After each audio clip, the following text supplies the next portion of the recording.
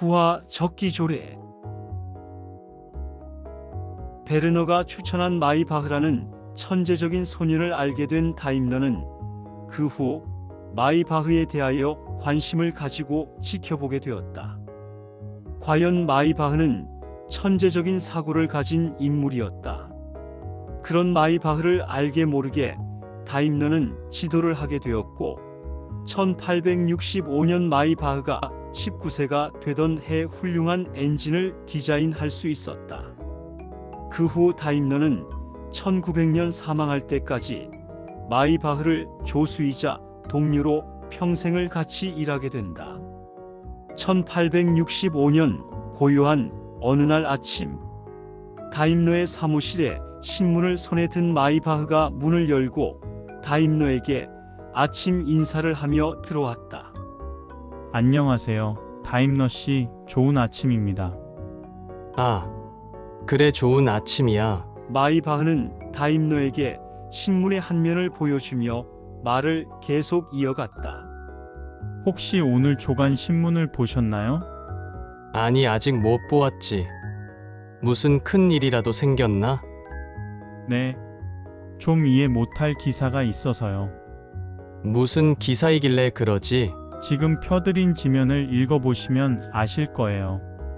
그럼 기사를 읽을 동안 따뜻한 차를 한 잔 부탁하겠네. 곧 다임러는 마이바흐가 펴준 신문의 지면에 눈길을 보내고 마이바흐는 곧 물을 끓여 따뜻한 차를 내왔다.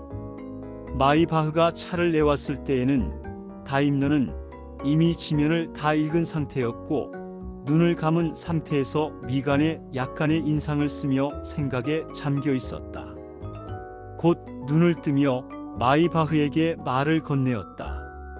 마이바흐, 이 사건이 무슨 내용인지 이해했나? 네. 무슨 내용인지는 알겠습니다. 그러나 왜 영국에서는 증기 자동차에 대해 속도를 제한하는지 모르겠습니다. 그럼 내가 그 이유에 대해서 설명해 주겠네. 우선 현재의 이동수단에 대해서 알아볼 필요가 있다네.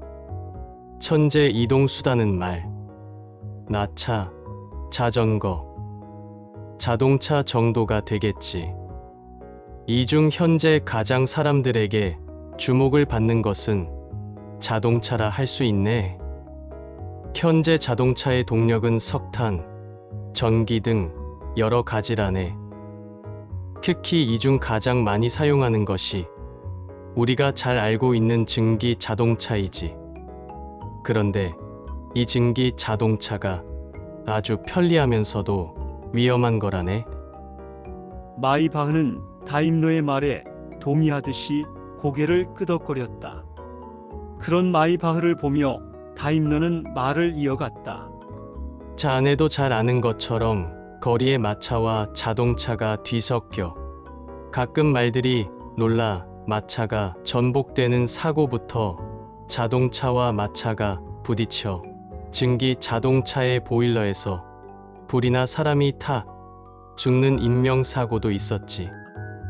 그리고 증기 자동차는 빠른 속도를 내려면 보일러에 많은 석탄을 넣어 보일러의 압력을 높여야 한다네. 그렇게 되면 증기 자동차 굴뚝에서 나오는 매연으로 사람들의 옷과 집 밖에 널어놓은 빨래들은 시꺼멓게 되어갔지. 또한 지금 영국에는 많은 영업용 증기 버스가 거리를 다니는데 작은 것은 8톤, 큰 것은 30톤에 가까운 무게라네. 이러한 엄청난 무게의 증기 자동차 보일러의 압력을 너무 높이면 보일러가 폭발해 주변의 사람들이 끔찍한 사고를 당하게 되지.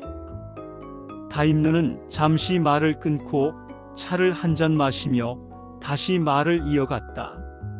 아마도 그러한 사고를 예방하고자 영국에서는 이러한 제한 방법을 생각하지 않았나 하네. 아, 그런 거군요. 사람들을 지키기 위해 속도 제한을 하거나 법을 제정하다니 정말 좋은 방법 같습니다. 그렇다네. 그러나 내가 보기에는 영국에서 제정한 이 법은 너무 심한 규제를 한 것 같아. 이 정도 규제라면 앞으로 영국에서는 더 이상 자동차 발전이 힘들 것이야. 영국이라는 나라는 현재 기계에 대해서는 최고의 기술력을 가진 나라 중 하나였는데 참 아쉽군. 다임러가 설명한 영국의 이 법은 적기조례라는 세계 최초의 자동차 법규이다. 1865년 이전까지 영국의 거리에는 수많은 종류의 영업용 증기버스들이 나타났는데 차의 무게가 작은 것은 8톤, 큰 것은 무려 30톤에 가까웠다고 한다. 사람을 많이 태우기 위해 엔진이나 차체, 바퀴가 전부 무쇠로 만들어졌으며 빠른 속력을 내기 위해 증기 압력을 지나치게 높임으로써 보일러가 터지는 등의 끔찍한 교통사고를 자주 일으켰을 뿐만 아니라 심한 공해로 시민들의 항의가 거세었다고 한다. 그러나 무엇보다 당시 주요 교통수단으로 자리 잡고 있던 기차와 마차 제작자들이 시장성이 풍부한 자동차에 경계심을 품게 되었고, 그들의 지지하에 1865년 영국 의회는 적기조례법을 빅토리아 여왕의 이름으로 발표되어 제정되었다. 정치적 의도가 담긴 적기조례법의 제정은 순수하게 자동차를 경고하기 위한 것으로만 볼 수는 없지만 자동차에 대해 주의를 주는 역할로서의 경적의 기원은 바로 적기조례법이라고 할 수 있다.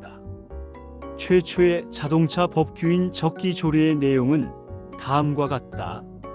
한 대의 자동차에 3인의 운전수를 태운다. 그중 한 명은 낮에는 붉은 깃발, 밤에는 붉은 등을 가지고 55m 앞을 달리면서 자동차가 온다는 것을 알려야 한다. 최고 속도를 6.4km 이하로, 시가지에서는 3.2km로 한다. 2톤 단위로 세금을 물고 시 경계나 주경계를 넘을 때는 도로세를 내도록 한다. 밤에는 촛불이나 가스불을 달고 운행해야 한다. 1800년대 초에 들어와서 변방의 시골 국가로 인식되던 영국은 제임스 와트가 뉴커먼의 장치를 개조해서 만든 증기 엔진을 이용하여 세계를 지배하는 패권 국가로 부상하였다. 증기 엔진은 산업을 집안에서 하는 소규모 가내수 공업에서 대규모 공장 산업으로 변환시키는 동력을 제공하였다. 증기 엔진으로 품질이 우수하고 값이 싼 영국 제품들을 만들었고, 거대 함선과 철포로 무장한 영국은 세계 패권 국가로서 손색이 없었다.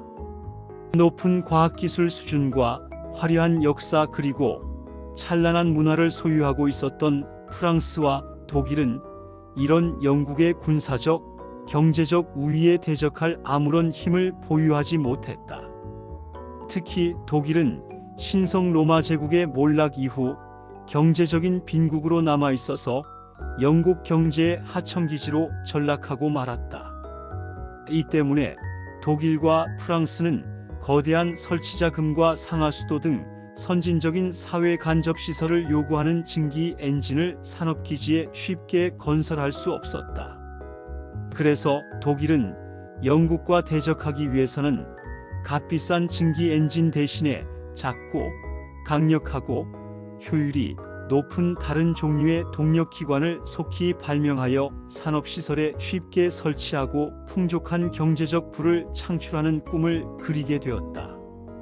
이러한 국제적인 이해관계에서 영국은 적기조례라는 세계 최초의 교통법이 제정되면서 당시 최고 시속 40km로 달리던 자동차를 6.4km의 속도로 제한해 영국의 자동차 산업을 얼어붙게 하는 계기가 되었으며, 그들에게 패권 국가라는 위치에 올라서게 해준 엔진 발전에 있어서 결정적인 제재를 가하게 되어 1865년부터 1896년까지 무려 30년이나 동력에 대한 발달이 더 이상 이루어지지 않았다.